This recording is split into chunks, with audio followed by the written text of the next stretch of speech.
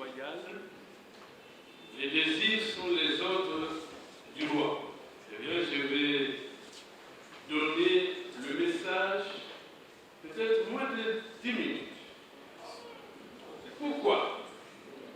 Ce que vous voulez, les pharmaciens de Brazzaville, de Kinshasa, de Kivu, de Lubumbashi ne veulent pas s'ignorer. Ils veulent être des personnes. Les professeurs de Kinshasa disent toujours les pharmaciens sont des messieurs. Mais alors, les femmes pharmaciens sont qui? Et donc, je voudrais vous parler de la problématique de la médecine traditionnelle, la phytomédecine, les alicaments, ça veut dire Nutricals, je crois que le professeur Monsanda est dans son domaine, la nourriture fonctionnelle, la pharmacovigilance, tout le monde a parlé de ça, la bonne gouvernance et les épidémies de maladies non transmissibles devant les médicaments transfrontaliers du bassin du Congo. Eh bien, pour nous autres, les Ngunza, je savais qu'on va parler d'Ebola.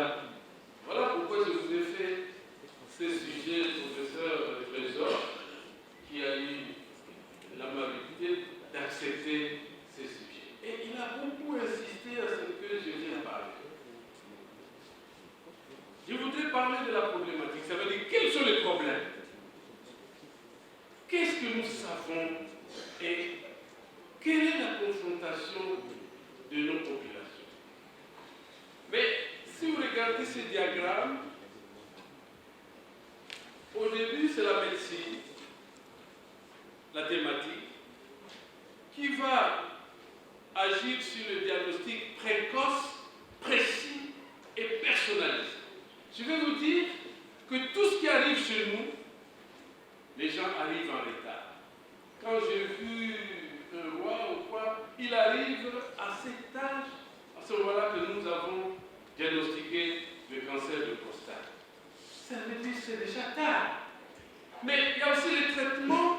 Le traitement doit être scientifique, précoce, efficace, optimal, mais il ne peut pas être maximal. Il peut être quasi maximal. Et donc, Jean-Luc, voilà les questions qu'on vous a posées sur votre candidat médicament. Eh bien, quel est l'objectif? Je voudrais que notre expérience, notre présentation puisse souligner le rôle et la place des pharmaciens industriels, chercheurs, biologistes médicaux, et de bonne conduite à l'officine devant un environnement politico, mafieux, normatif, déontologique, académique, universitaire du bassin du Congo. Et on se trompe.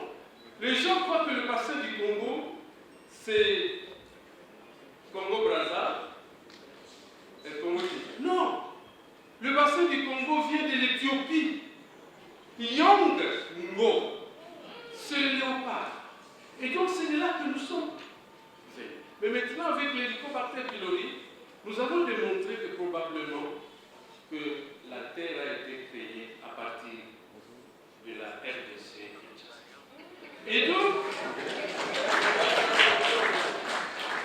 oui, parce que c'est ici que se trouve le bonobo.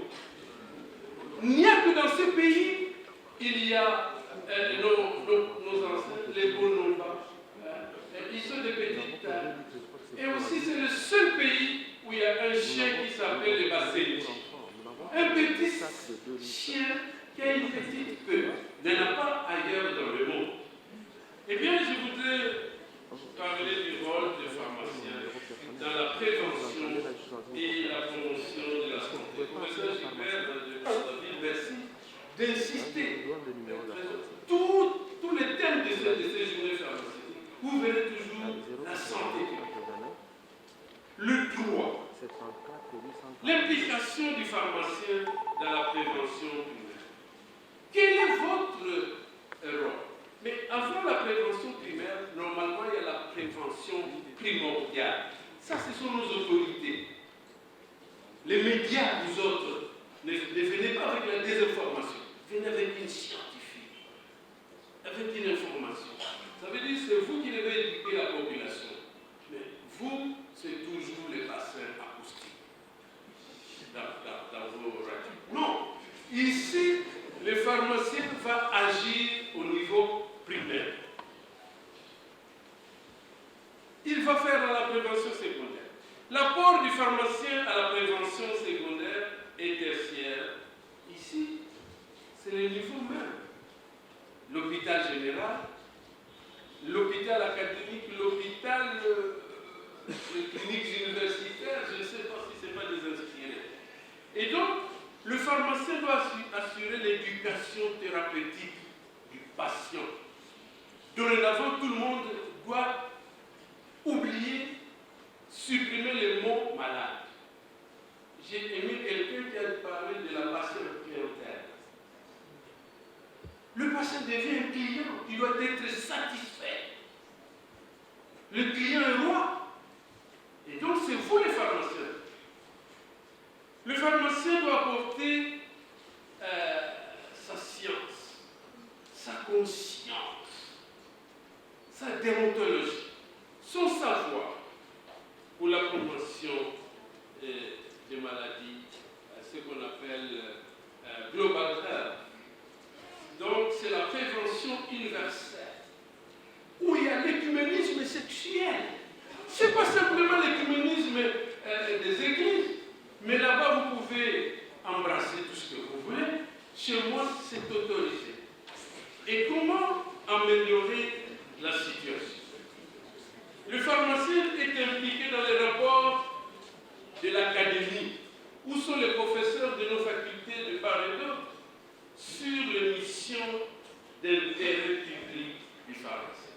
Donc le pharmacien devient un leader. Un leader dans un leadership humaniste. Ça veut dire, ce sont des hommes, ce ne sont pas des animaux. Mais aussi, il a un leadership universel.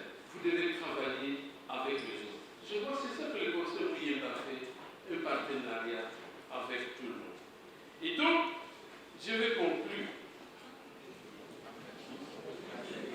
que ce message bref, parce qu'il est bon,